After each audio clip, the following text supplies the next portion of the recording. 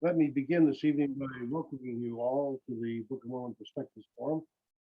I appreciate seeing all of the returning participants who've been with us many of most of the sessions in the past year. And I also welcome new people. You're certainly welcome to put your email in the hands of Robert Cook and be on the list so that you can get the update of all of the upcoming presentations. Next week, we'll be reviewing the previous 8 sessions, with each presenter having 5 minutes to summarize. And so that'll give you a chance to catch up if you have not seen those particular presentations. And then we'll be— Paul, we're having a little trouble hearing you. If you can get closer and talk a little louder. Let me see if I can do it better from here. I wanted to welcome all of you, and especially new people that are not regular participants in our forum. And I want to invite you to put your email in the hands of Robert Cook for purposes of being on the list. So that way you'll be getting the information about the presentations that are upcoming. The one next week will be the review of the previous 8. And so we'll be inviting David Reed back again, along with, let me check that list right quick, along with Robin Jensen and Boyd Tuttle, Ed Fox, Blair Bryant, Kevin Price, and Frank Fry. All of those people have given us presentations in the last couple of months. And so to be able to get a quick review and understand some of the high points that have been brought out to be the intent next week. I need to apologize this evening because my computer messed up. Last week, I had to have a hard drive replaced, so I'm still pulling together. I've not been able to find my old PowerPoints, and so my David Reed picture that I should be showing as I introduce him is hiding somewhere in my files. I think of it soon enough to call Robert Cook and get a copy from him. And so you're going to see David Reed on the screen, and so that'll be the only way that that'll be. I won't be introducing him that way this evening. I do want to share a screen and bring before you a concept that I think is important, especially on this day. And the question is, I have the screen share with you.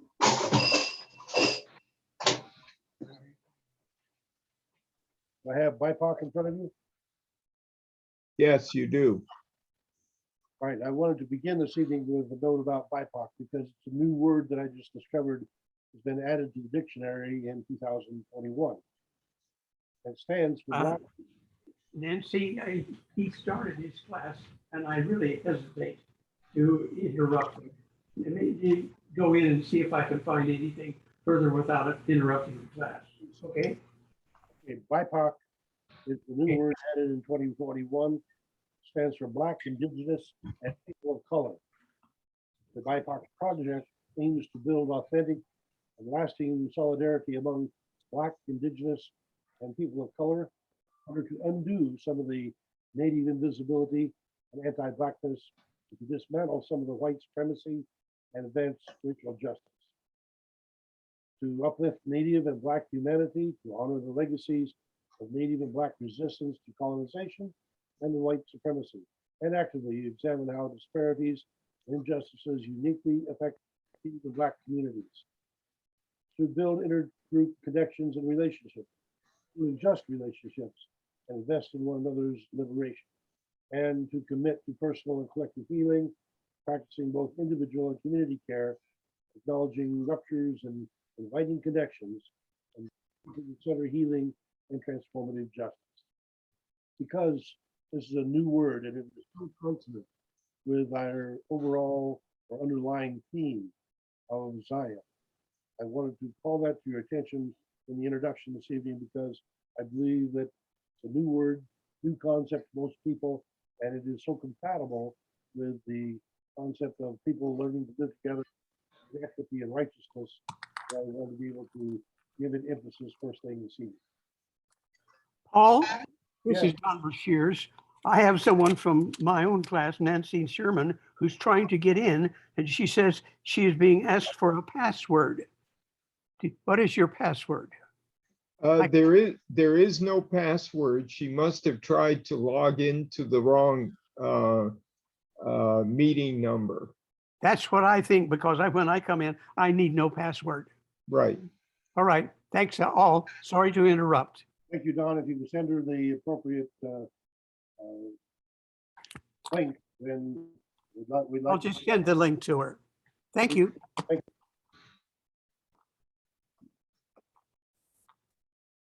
Our guest this evening, our presenter, Judge David Reed, is a gentleman who has presented to us a couple times previously. Last time with us, he presented 4 of the lesser known significant sites in, it was in the month of September, and he called our attention to Poverty Point, to the Pinson Mounds, the Fort Ancient, and the Hopewell Complex in Ohio. He had earlier presented on the Kennewick Man, posing that the DNA supports the Book of Mormon theories. He comes to us from a legal background, pursuing evidence to a logical conclusion. In his presentation this evening, I think, will be evidence as to why there could be no fire. In the third Nephi presentation, that there was a vapor of darkness. That's a very curious commentary, and so I'm sure we're going to gain enlightenment from David Reed on that tonight. So we welcome David Reed and all the guests and familiar people this evening, and ask your best questions, and discussions, and consideration in the process. Let us pray. Lord of justice for all, who addresses each of us as your children, and who calls us by name. We bow before you in appreciation of the dream, the goal of a heavenly peace, a healthy peace, the prospect of the return of Zion, a biblical fame. For on this day we celebrate the life of Martin Luther King, whose quest for equity, justice, and the right to vote was in part to let freedom ring. And we see that freedom of the rising arc of history expanding human rights, which we believe augments the culture of Zion, on which we have our sight. We see that freedom among the citizens who visited in the land of Bountiful, where for generations people lived in peace in functional families where their hearts were full. And so this evening we ask your blessing on our speaker, Brother David Reed, that the messages we retain can nurture the cause of Zion seed. And we can hear your message behind the echoes of the past, and give heed, for you have seen fit to guide us through the darkness, the desolation of a great deal of man-made strife, in order to offer us the opportunity of immortality and eternal life. We thank you for that blessing, for that gift, in the name of Jesus. Amen. I stopped sharing. I believe, David, the floor is yours. And, all right. This evening Thank you, Paul. Okay, so I'm going to see if I can share my screen here. Okay. Yes, we have it. Okay. Okay, good. Let me do full screen here. Okay, so this presentation will actually not be all that long. It's just going to focus on a narrow issue. There's a particular verse, and in the LDS scriptures, it's 3 Nephi 8:21. And based off of what Paul had there, it looks like in the Church of Christ, it's 3 Nephi 4. But it's at the time of the destructions in the Americas that occurred at the time of the death of Christ. And in describing the destruction and events that occurred, there's a curious verse that talks about how the Nephites were unable to start a fire. And that was a verse that caught my curiosity. And I looked at And I will present here a scientific explanation for how that could be, or how that could occur. Okay. So, as I indicated, at the time of the destruction, at the time of Christ's death, the storms and earthquakes that were described in the Americas, a vapor of darkness. In that verse, the Nephites were unable to start any fires. It says, even with fine and dry wood. That's a surprising, it's a surprising fact. It's something that Joseph Smith was unlikely to have encountered, a situation where you have fine, dry wood, you're unable to start a fire with it. Okay, so first I want to go over, so in these two slides, I'm gonna go ahead and read this out. And this is, I skipped a few verses here and there, but this kind of goes over what occurred there according to the Book of Mormon. So it says, and it did shake the whole earth as if it was about to divide asunder. And there were exceedingly sharp lightnings, such as never had been known in all the land. And the city of Zarahemla did take fire. Behold, the whole face of the land was changed because of the tempest and the whirlwinds and the thunderings and the lightnings and the exceedingly great quaking of the whole earth. And behold, the rocks were rent in twain, they were broken up upon all the face of the land. And it came to pass that when the thunderings and the lightnings and the storm and the tempest and the quakings of the earth did cease, then behold, there was darkness upon the face of the land. And it came to pass that there was thick darkness upon all the face of the land, insomuch that the inhabitants thereof who had not fallen could feel the vapor of darkness. And there could be no light because of the darkness, neither candles, neither torches, neither could there be fire kindled with their fine and exceedingly dry wood, so that there could be not any light at all. And there was not any light seen, neither fire, so great were the mists of darkness which were upon the face of the land. And it came to pass that it did last for the space of 3 days, that there was no light seen, and there was great mourning and howling and weeping among all the people because of the darkness and the great destruction which had come upon them. And hopefully that will be familiar verses for you. Okay, so the storms and lightning, whirlwinds, earthquakes, those are all things that we have some familiarity with. The vapor of darkness that's described and the inability to start fires are less familiar. Is it scientifically explainable? Okay, so most of you will have heard or just know this, that for fire, there are 3 things required: a fuel, such as the wood or whatever is going to burn there. You need heat, and you need oxygen. So fuel, heat, and oxygen. Now, Joseph Smith, he would not have known that oxygen is not the same as air. So obviously he would have been very familiar with fire, having used fire, clearing land, all kinds of times, fireplace. But at that particular time, he would not have known that what fire really needs is oxygen and not just air.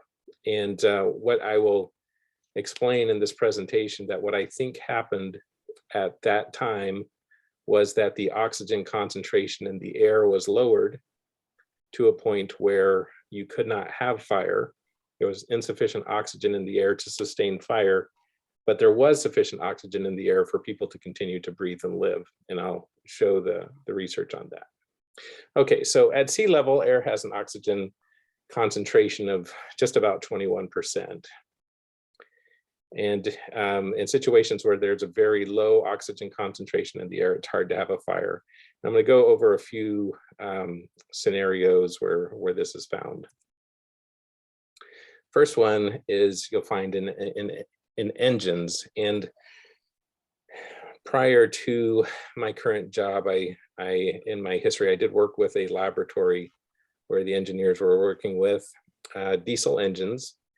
And they were tinkering with this phenomenon, actually, because for diesel engines, for emissions reasons, to reduce the pollution, many diesel engines will reuse some of the exhaust air. So, you get the fuel, you have the air in the engine, and you've got the combustion, the explosion, and you have this exhaust air that goes out, right, and out the muffler. But what they will do is they'll recirculate. They'll take a portion of that exhaust air that has some of the oxygen burned out of it, and they'll reroute it back into the engine to reduce the oxygen concentration of the air that's then used in the running of the engine. Sorry about that. Okay, so what they found with the diesel engines when they would use this recirculated this air back and some of the oxygen had burned out, that they could only do it to a certain extent before you started to not be able to have combustion in the engine anymore. It got so smoky they wouldn't be able to keep the combustion going. And what they found in particular is that when the oxygen concentration in the combined air that they were trying to use for the combustion got below 16%, they were unable to maintain good combustion. As I indicated in the laboratory that I was working with, the engineers that were working on it, one of the things they were trying to do was find ways to, for emissions purposes, environmental purposes, see if they could get to a lower oxygen concentration. And what they found is that if they worked hard, get to swirl the air a lot so that the flame can find the oxygen particles in the air, they were able to get fire a little below that, but they couldn't below about 12%. All right, so that's the oxygen concentration they needed for that. Okay. Now, another scientific area where they've found this is in the area of fire suppression systems. And so this was a picture of one of the patents for one of the inventions for a fire suppression system. And what the idea there was for bank vaults, or where you have important documents, or places where you just can't have a fire. The idea was that we will reduce the oxygen in that environment. And what they found is that if you kept the oxygen concentration below 16%, the fire couldn't sustain itself. And so you could have a fire suppression system. What they found was that people can still breathe fine at oxygen concentration levels below the 16%. So you could stop the fire, you could prevent the fire, but the people could still breathe okay down to about 10% oxygen concentration. As the oxygen concentration gets low, what happens to the people is that they start to feel a little groggy, a little tired, fatigued, not as mentally clear. So we need the oxygen too, but you can breathe and you can do all right down to about 10% oxygen concentration in general. Okay, and then the one other scenario location where you run into this is up at the tops of mountains, and at above about 7,000 feet, you start to get oxygen concentration that can start to get below the 16%. And if you got as high as the top of Mount Everest, it could even get down below 7%. And as you know from just word of mouth, that people start to have issues with the low oxygen concentration and dealing with it. They found that you can make fires there, but you need techniques beyond just wood. You need like oxygen concentrators that will blow to be able to get the fire going. Okay, so that's a possible explanation for a situation that would fit this Book of Mormon scenario where they would be unable to start a fire. The question is does that fit the account and the descriptions of what was occurring at the time? And the answer is yes. So I'll note back from the scriptures again, when it says that this happened, it was right after the city of Zarahemla burns by fire. And it describes various earthquakes causing the rocks to break and the face of the earth to be deformed. It's known that earthquakes can cause release of dust and low oxygen gases from the ground. Also, the burning of the fire would burn oxygen out of some of the air there, and the smoke reduces the oxygen concentration. Now, the Book of Mormon doesn't specifically say volcanoes, but for those that hold the Mesoamerican view, it would be the same type of situation. If you believe that there were volcanoes erupting at this time, volcano eruptions have the same thing. They release low oxygen gases from underneath, from underground. And this would temporarily reduce the oxygen concentration in the air. I'll note also that in the third Nephi in the scriptures, when it says vapor of darkness, when it mentions it again a couple of chapters later, it describes that vapor of darkness as a vapor of smoke and darkness, which kind of fits that smoky, low oxygen environment that could exist right after the earthquakes and the fires that were described in third Nephi. And again, the inability to start a new fire does not mean that there was an inability to breathe. Okay, so why does this matter? Why is this important? And it's important not just for curiosity's sake, because it also is another point of evidence that points to divine origin and inspiration for the Book of Mormon, because what it does is it's an example of a claim that would not have been understood by Joseph Smith when the Book of Mormon was translated. He would not I don't see any scenario where Joseph Smith would have been aware of a possibility where you would have a situation where there's insufficient ability to make a fire, and yet the people are there. I mean, he would have been aware, for example, they had lamps, lanterns. He would know that if you burned the air out, that a fire could be put out, but he wouldn't have known that people could be living, breathing during the time of this event. And also in third Nephi, in this event, it talks about the people lying down, moaning, crying, and remorse, and that kind of also sort of fits that idea, again, in a low oxygen environment where people start to feel fatigued and tired and not quite themselves. So, okay. So although Joseph Smith would have known that a fire needs air, he's unlikely to be familiar with the circumstances where this could be. So in my view, it's another little piece of example of evidence supporting the Book of Mormon. And that's it. So like I said, it was kind of a short presentation, but one that was of interest to me. And then that's just a reference again to the book on DNA and blood type evidence related to the Book of Mormon. Okay, and then any questions?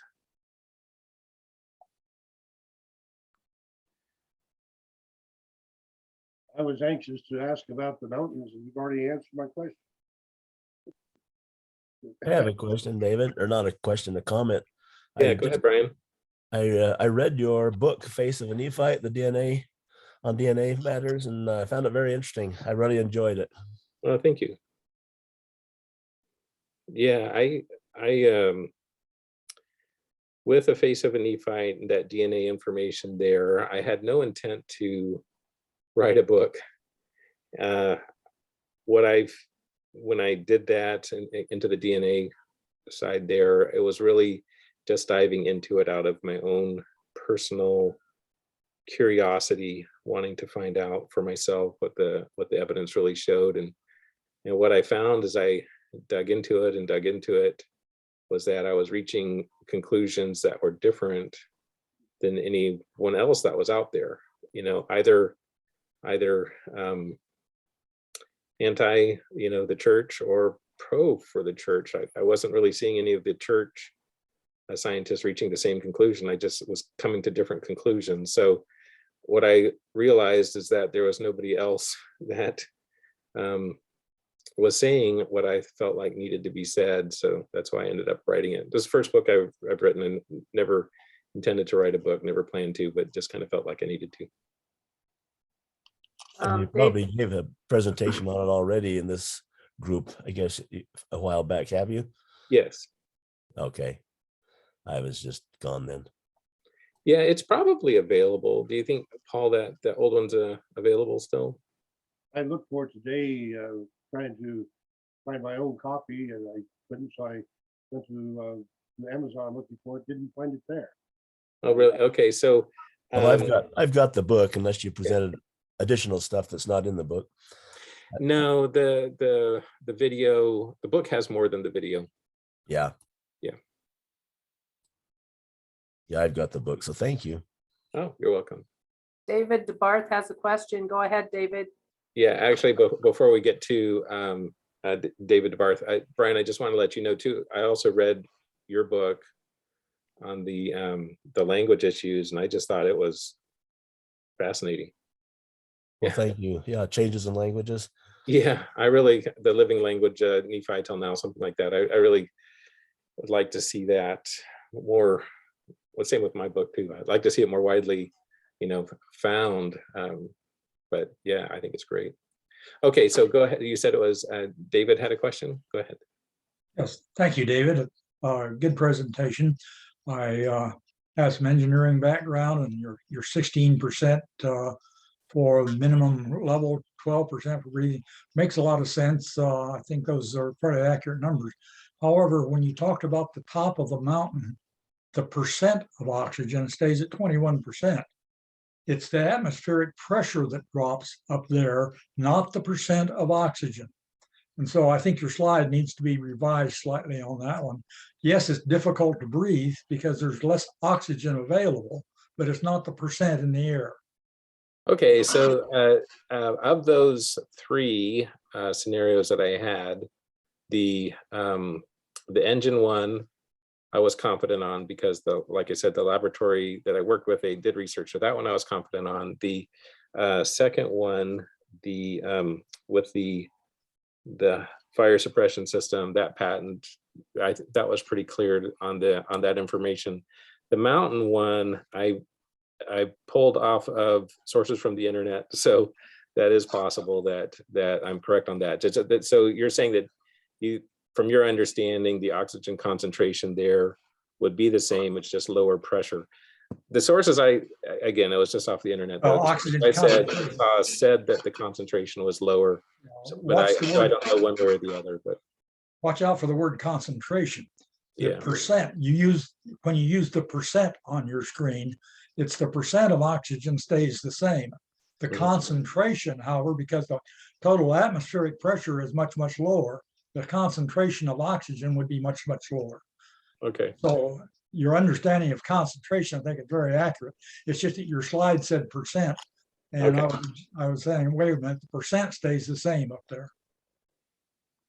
Okay, thank you. David, if you wouldn't mind unsharing your screen, then we can see the participants as they share.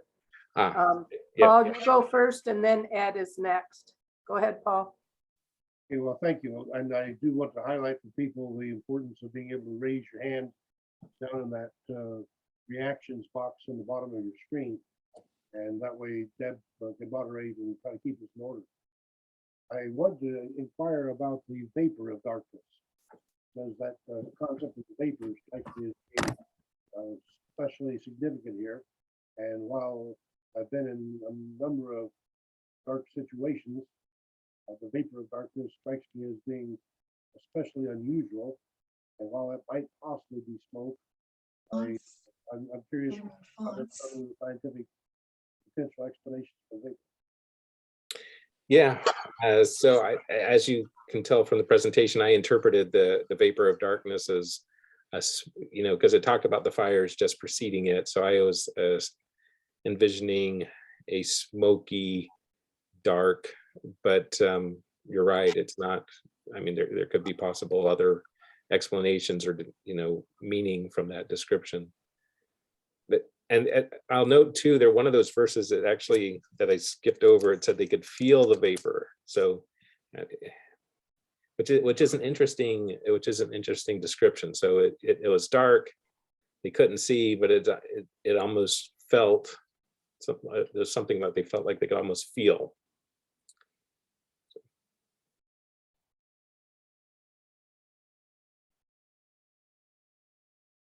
Were you done, Paul? Yeah, I'm certainly interested in anyone else being able to add to that one, because yeah, and thank you for adding that feeling of the vapor, because I had read that also, and I really do find that a very curious thing.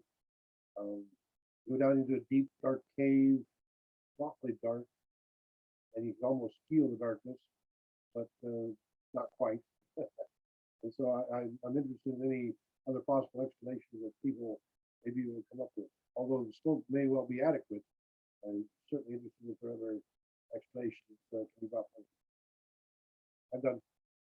Okay. Ed, go ahead, please. Oh, you're muted, Ed. What kind of assumption did you make with regard to the size of the geographic area that is to be taken into account here? Many cities mentioned, but also whirlwinds and tempests, which suggests to me there could be an extraordinary mixing of the air columns, which could present a change in the oxygen concentration as the air is whirled and blown about. Yeah, I don't know the answer to that. So as you know, that from the, it's written that this occurred, and there is description of, in addition to the city of Zarahemla catching fire, there's descriptions of things that happened with other events, and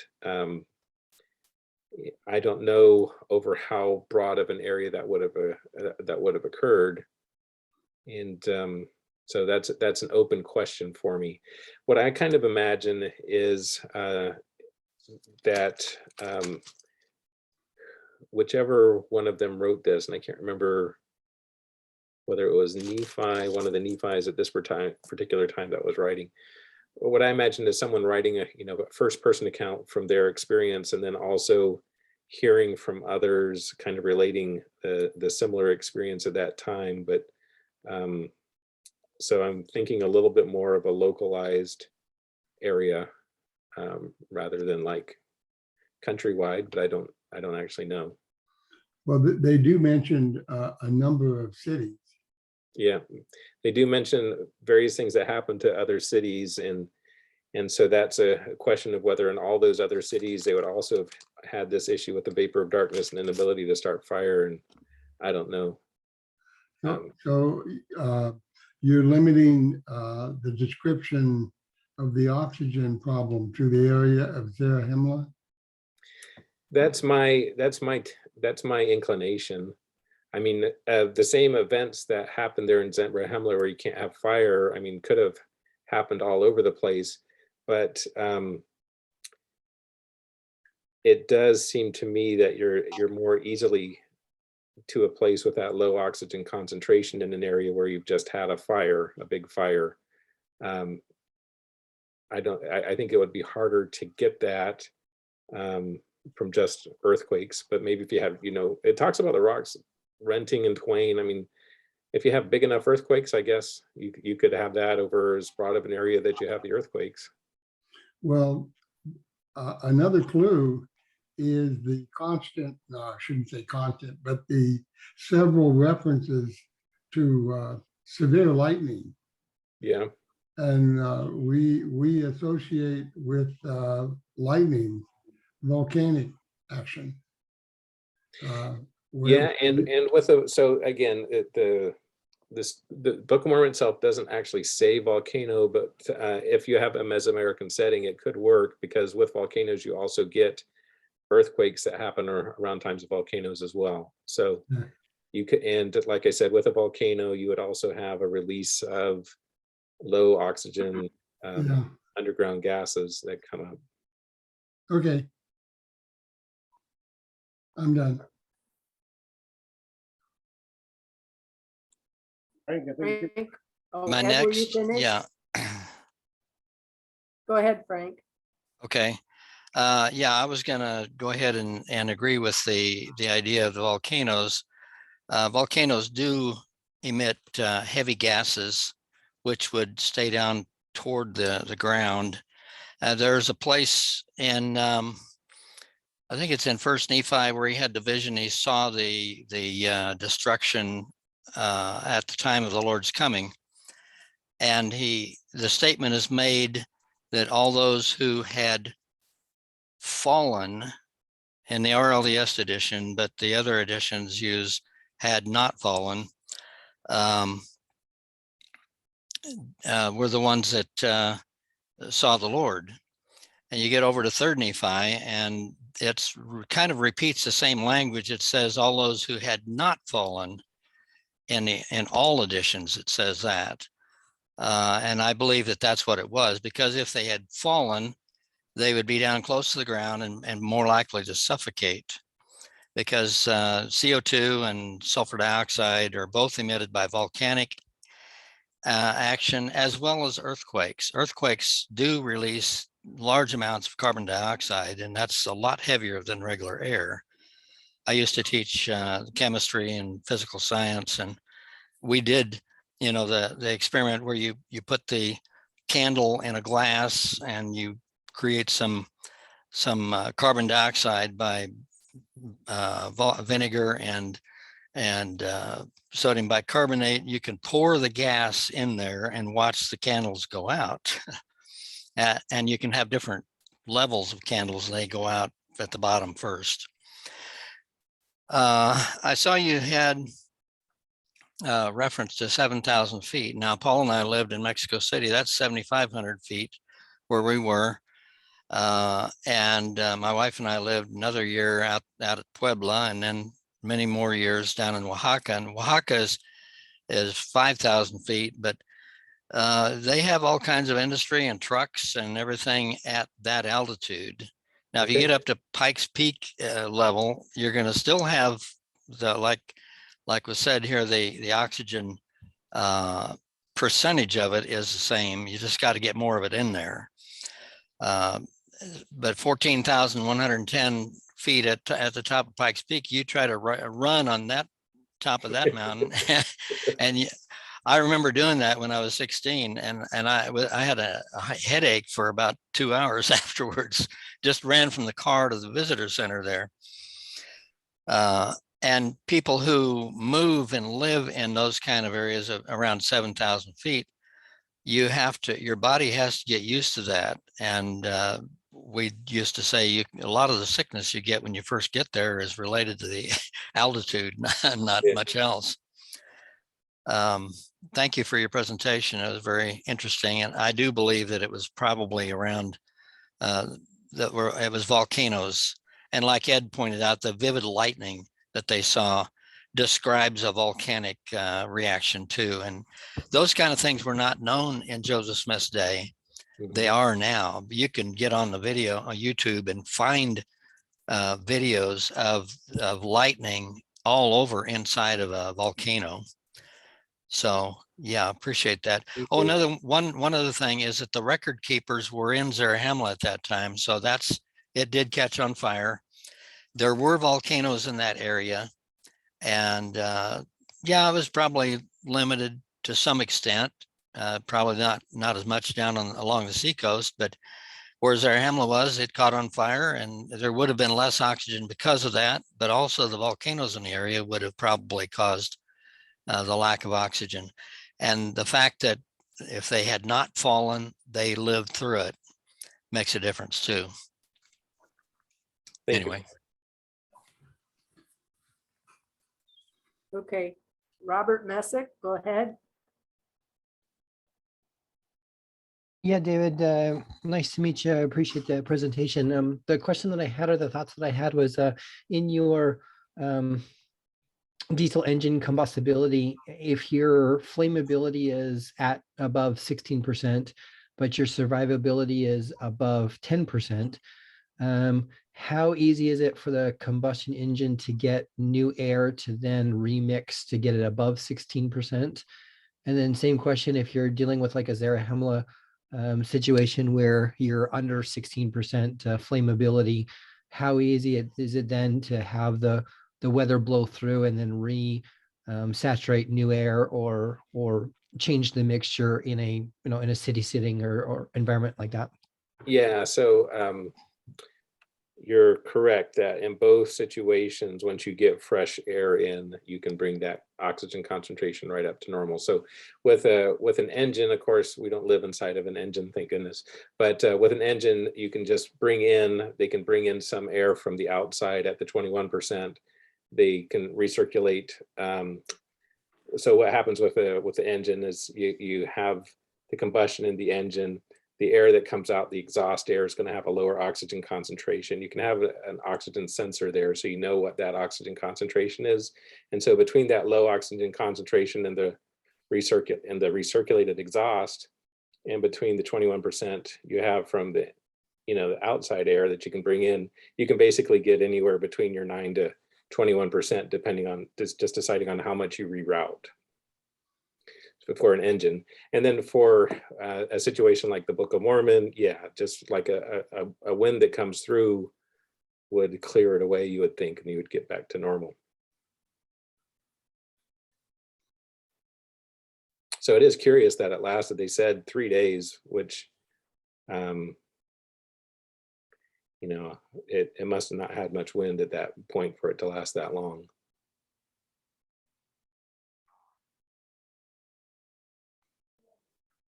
Okay. Or it was continuing to be produced if it was volcanic and earthquake. Yeah. Yeah, that's a good point. So you could have continuing to release from underground. Yeah. Bruce, go ahead. Oh, sorry, Frank. Well, I'm interrupting. I apologize. Okay. Bruce, go ahead, please. Okay, I was just going to say I experienced something similar to the description when I was teaching in central Iran. I was in a mountain valley leading onto the plain that Yazd is located on. About 3 o'clock in the afternoon, I was teaching a class, and suddenly I would guess the temperature dropped something like maybe 5 or 10 degrees, and it got dark. And all of my students started saying, "Don't be afraid, don't be afraid," but in Persian, but they were obviously concerned. And then it got much darker. And so I went on to turn on the light switch in the room, which was maybe a 15-watt bulb. It wasn't very bright, but it began to get darker, and pretty soon you could not see the bulb that was burning in my classroom. Oh, wow. It was so dark. And I also noticed that the saliva in my mouth was beginning to fill up with dust, and I also in my nose, my nasal cavities. So the sense of the vapor that you can sense was exactly what was happening. And what had happened, and I'd never experienced this before, but it was a dust storm that had come in. And the dust, it wasn't like sand or something like that. It was very, very fine. And it stayed completely black, dark. You couldn't see a thing for about, I would say, maybe 5 minutes. It seemed like a long time, but probably about that. And then you began to be able to see a little bit, but it was very reddish light. It was just enough to, see a little ways. And so we just dismissed school, and I made my way home. And in my, I was in an adobe home, and the floor inside everywhere was coated with maybe about a quarter to a half inch of fine dust. And at sunset, you couldn't really tell sunset was occurring. It just got dark again and it was black.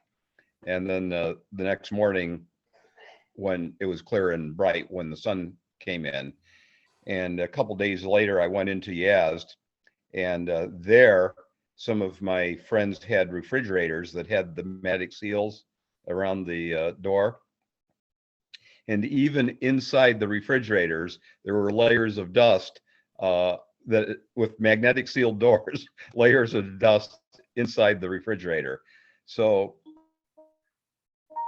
I'm thinking that with the dust being that thick, if it's mineral, it will conduct heat. And maybe just for that, you can put out a fire by throwing a handful of dust on it. And if it's a flammable, you'll get it's explosive, but if it's mineral, it's not. And that might be one of the reasons why there wasn't any fire, but it's an amazing experience. And the people in the village, that evening they started saying special prayers, and the next morning people told me that's a sign of the end times when there's that kind of a vapor of darkness. Yeah, So, that's a fascinating experience, and it also triggers in my mind, because one of the other things it talked about with the lightnings and the earthquakes and the thundering, it said I think it called tempests or whirlwinds. And so what you could have is, especially if you have earthquakes or volcanic, these gases and dust, if you have this whirlwind, you could have that come through just like the dust storm you described, where it could just like essentially knock everything out in terms of the ability to breathe and everything. And I imagine you said that like with the dust, you could like feel it. I imagine that when you're struggling to breathe, you would especially feel and be aware of that, what's around you there.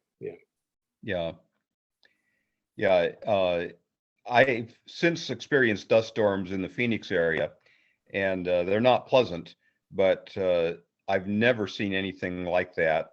And in the village where I was living, people told me that they had not seen anything of that kind for maybe 40 years, where it just got so black that nobody could see anything, even a light on in the room.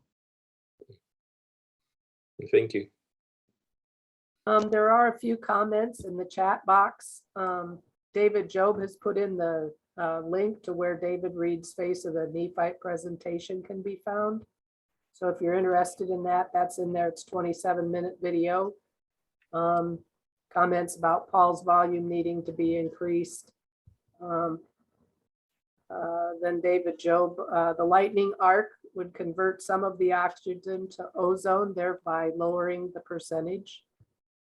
That's an interesting observation too. Yeah, thank you. Okay, and Paul has a question. So Paul, kind of lean into your mic, please, and give us another shot. First of all, let me welcome Bruce Nelson to the group. I think this may be the first time for him to be joining us after his world tour, working on the Peace Corps and being an advocate for environment issues around the world.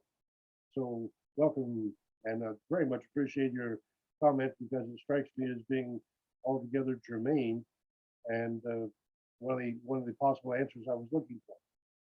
I wanted to raise the question for those people who are advocates for the Heartland theory, or you would say that Zarahemla is in Montrose, Iowa, then how would you explain this scripture in that context? I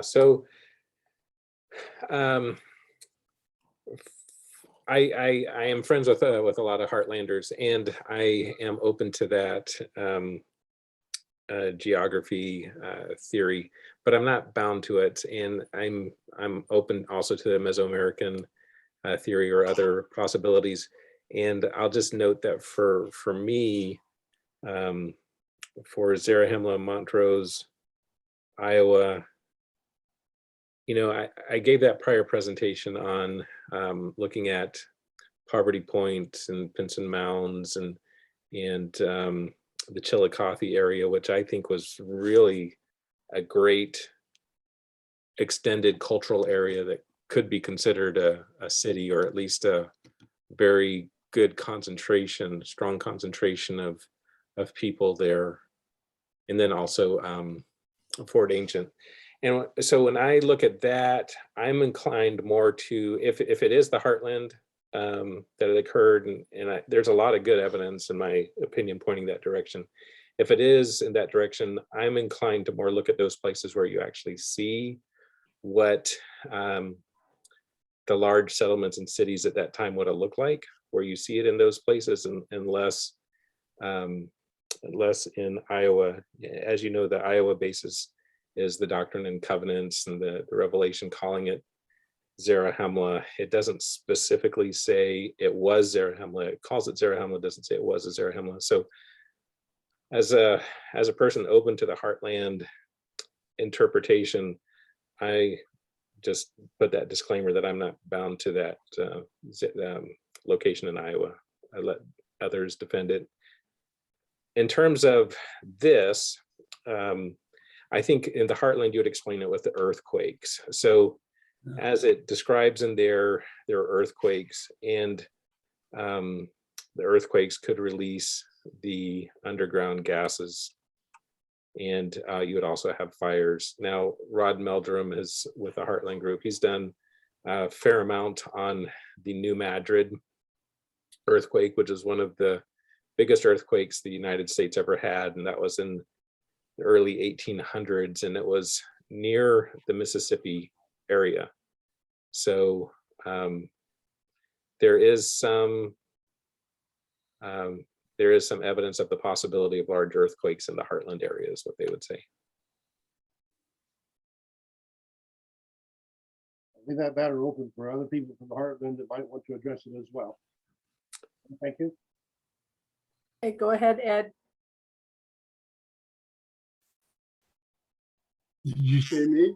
Yes. Oh, yes, and listening to the various comments back and forth, it seems to me that the earthquake situation is far more likely than volcanoes. The scriptures do talk about the earth being broken up more than spewed out. And I grew up in Iowa. I don't remember any great lava flows sitting around on top of that black loam that's 12 feet deep, and that's where they grow the corn.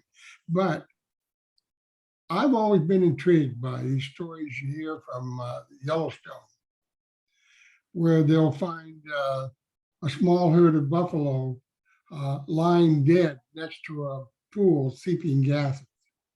And it was pretty clear from the physical arrangement that these buffalo thought they were getting close to some water maybe, and they got knocked out quick.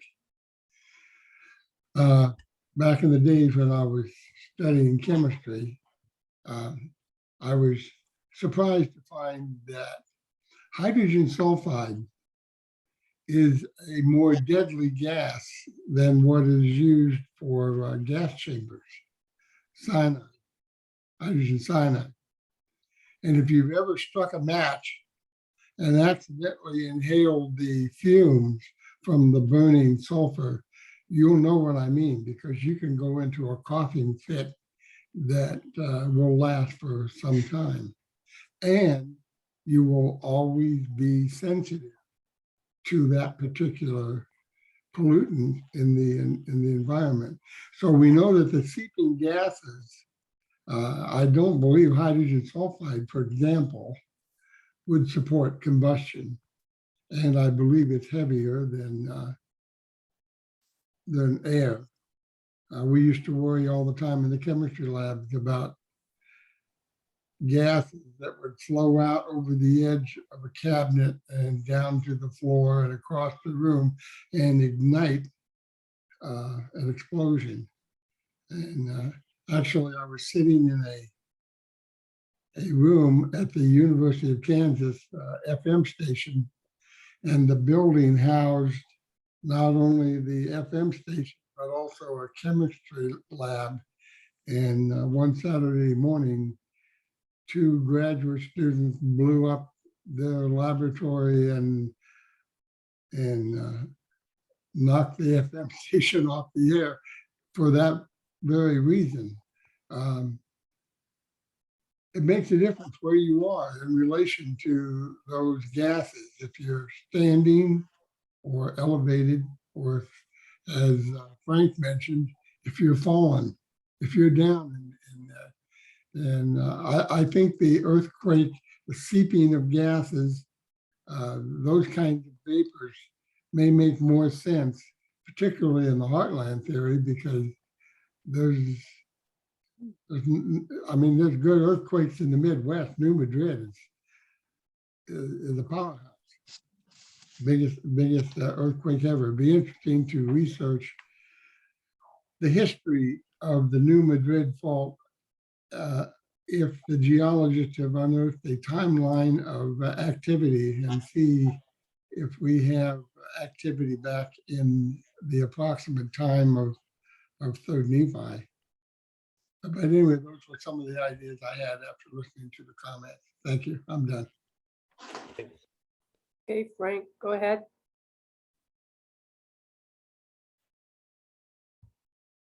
Sorry, I forgot to unmute.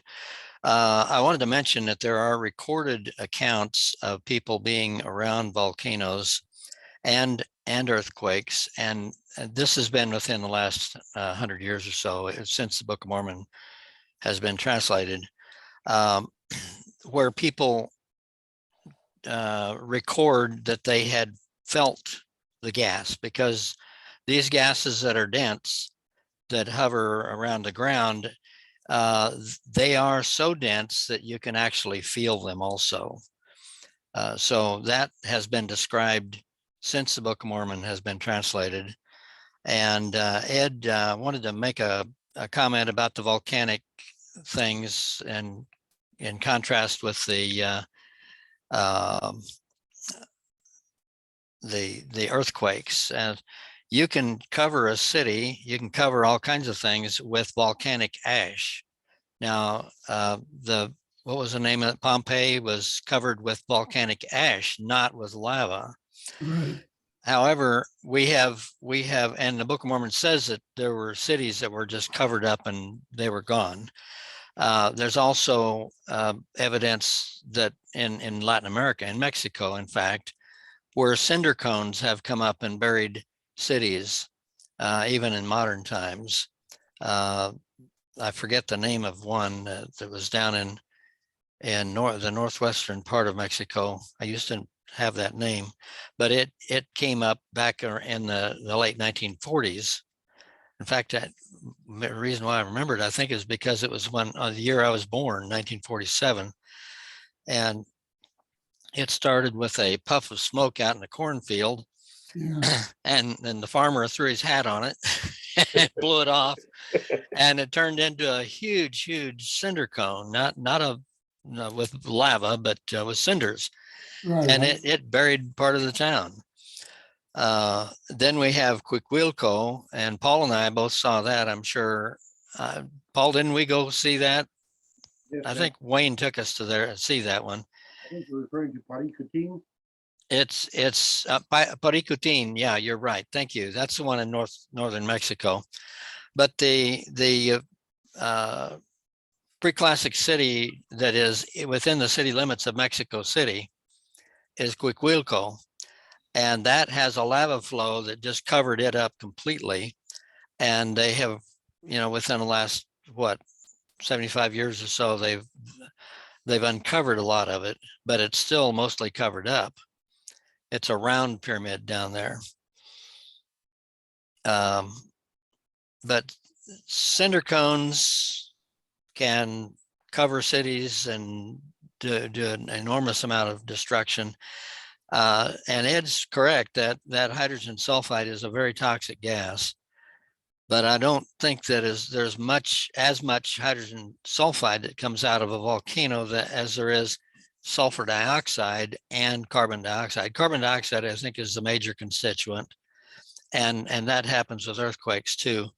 But they do smell a lot of sulfur dioxide. That's also toxic. But all of these gases, like you're talking about, if they got sulfur in them, they're heavy gases and they would stay along the earth. But I think that if you had too much hydrogen sulfide, it would, like you said, it's more toxic than the stuff they use to execute people with, cyanide gas. Anyway, I'm done. Thank you. Thank you. Thanks. Okay, Rick, go ahead, please. Hello, David. Thanks for your presentation tonight. I noticed that when you were talking, you said that the cities were burning, and then there was the darkness that followed it where they couldn't start a fire. Right. So would it make sense that those cities that were burning couldn't burn anymore? they were burned out, or there wasn't enough oxygen for them to continue burning. Right. That when they couldn't start the fire, there wasn't enough oxygen for the cities to burn anymore. Yeah, so there were cities, as indicated elsewhere. There are some other cities that were destroyed in different ways as well. Zarahemla was the great city, the big city, and that one burned with fire. And I read it the same way you do, Rick, where what I interpret the meaning then to be is that it burned, but it essentially burned itself out as just like a fire that, or a candle, you know, where you put the cup over it and it's going to run out of oxygen eventually. So maybe it burned itself out. And that's where there's no fire. But yeah, it doesn't make sense that the city would still be burning and nobody else can start a fire. That doesn't make sense. Okay, that's it. Yeah. Thanks, Rick. Bruce, go ahead, please. Okay, I just wanted to say a little bit more about hydrogen sulfide. I used to work with hydrogen sulfide detectors, and there was a comment that it perhaps wasn't flammable, but actually hydrogen sulfide is extremely even explosive with enough oxygen, and when it burns, you get a blue light. It's correct that at volcanoes, you're mostly going to have sulfur dioxide, because that's what's formed when the hydrogen sulfide burns. And if you're burning with that blue light, it's forming the sulfur dioxide. As far as poisonous nature, the instruments that we were making could measure down to 3 parts per billion or below. And the purpose of that is it's so corrosive to metals that if you have a higher concentration in the part per billion range, you can still corrode stainless steel and other metals. So you want to keep it away from equipment cabinets.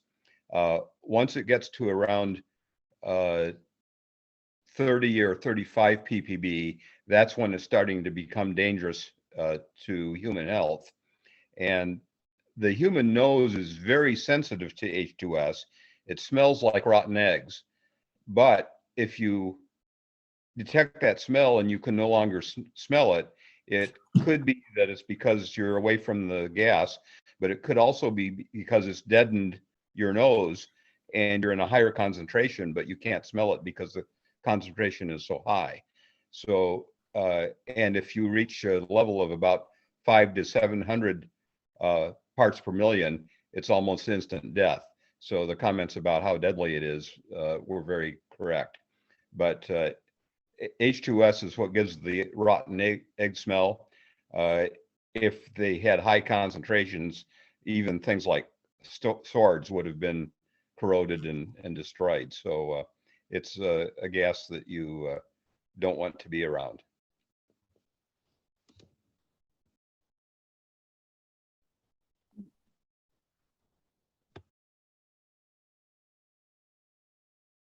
David, I was enjoying your dog. I had forgotten that she was there, and then she started Yeah, to freak out. Yeah. it says the dog reflects the kind of person you are. I hope not. Yeah, no, she is a good dog, and she was sleeping there, and then I guess she decided she didn't want to be here anymore. I'd like to respond to another of those toxicity issues. Had a conversation this afternoon with my Aunt Carol Stubbert Solomon Croc, who was reflecting upon growing up in eastern Wyoming, near the town of Oshoto. Oshoto, she said, is an Indian word, and it's been translated as bad weather. And she wanted to correct that because she grew up there, and she said it should be bad water. The reason she said that is that they had a sheep ranch, and the soil was so alkaline that if the rains came and filled the tracks of the bison or cattle that had walked across it, the sheep came and drank the water out of those tracks, they would die. from the alkalinity of the water. So it's a matter of being able to get poison from an assortment of different environmental concerns, certainly interesting one to me. And she wanted to make sure that somehow, somewhere along the line, that people would understand that Oshoto actually was bad water, not bad weather. Monty, what's game? Well, it's one of my usual things where just about the time we have trouble figuring out what the Lord did in a particular situation and say, well, that can't happen, he just up and does it.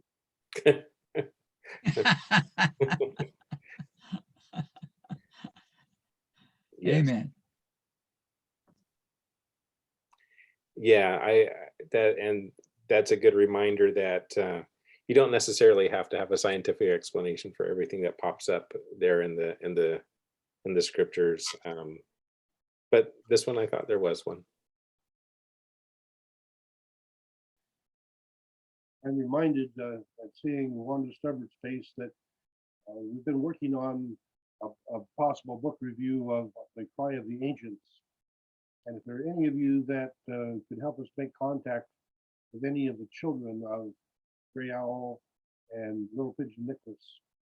They had twins that were John and James Nicholas.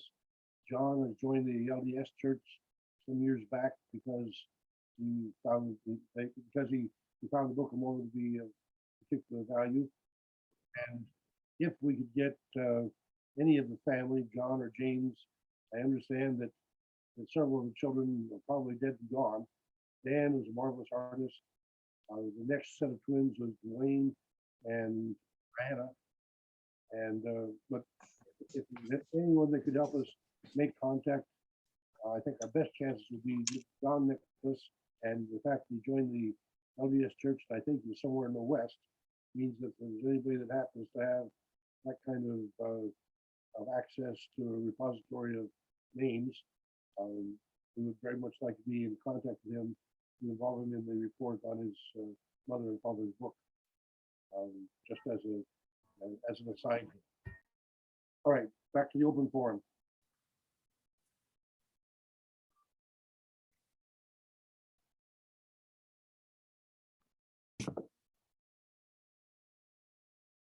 Wanda has her hand up. Go ahead, Wanda.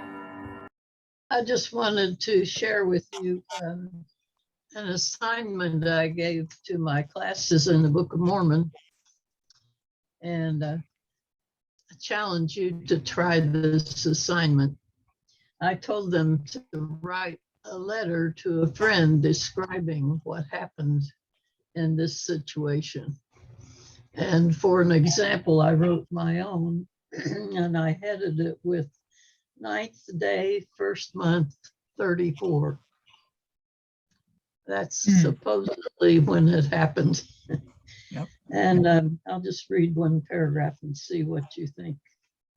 You wouldn't believe what we've been through this week. We had a storm to end all storms. On the 4th at about 9 o'clock, it began to thunder as if the world were coming to an end. I was half scared to death. The thunder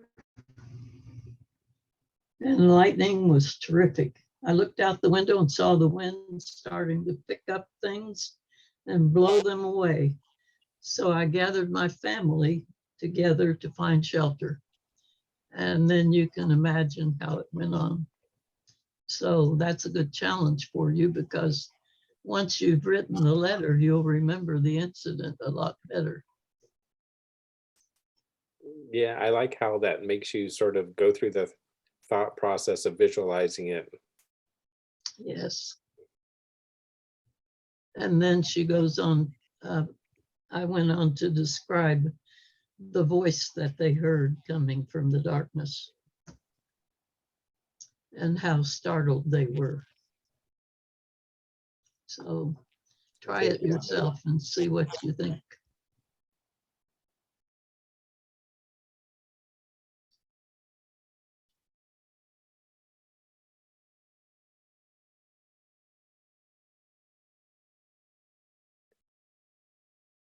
All right, well, no other questions or comments or thoughts?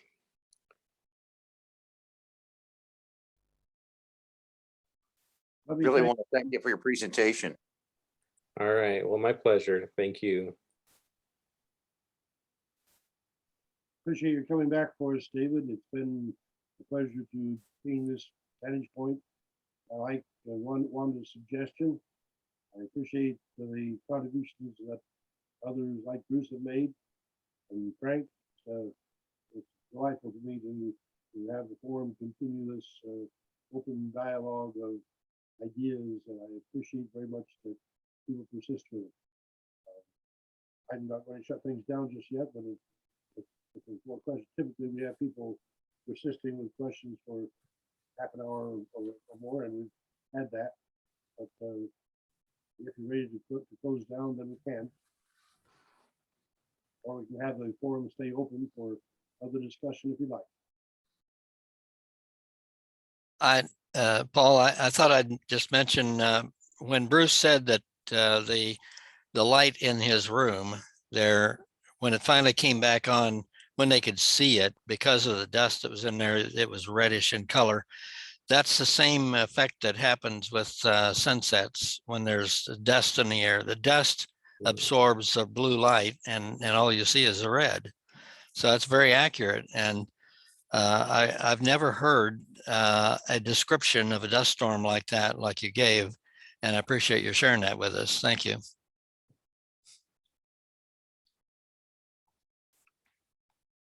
Yeah, I agree. That was kind of a fascinating experience that Bruce shared there. All right, well, it was enjoyable, and Paul, hopefully I'll be back for that review next week as well, and so I'll see you next week. All right. Very good, thank you. And Frank, thank you. On next week as well. And so I'm anticipating that all the people will be back, although I recognize that people are busy and that doesn't always work out. So we'll take the ones that come and enjoy the review from that perspective. Especially for this evening, thank you. It's been delightful to try to wrap our heads around ideas that are 2,000 years old that may actually have substantial base in fact. Yeah. All right. Well, thank you. Thanks, David.